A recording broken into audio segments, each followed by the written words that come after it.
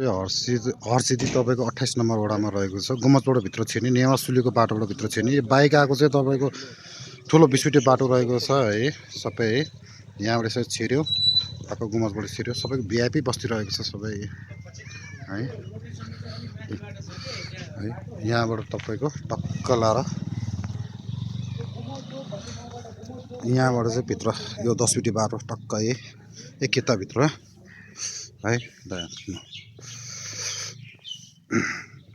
यो 3 आनामा बनेको यो घर क्षेत्रफल एकदम राम्रो छ तपाईँको है। टक्क लाएर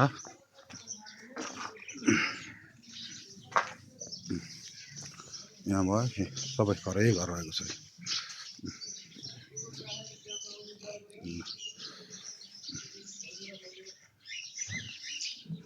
यो घर बिक्रीमा रहेको छ 3 आना क्षेत्रफलमा।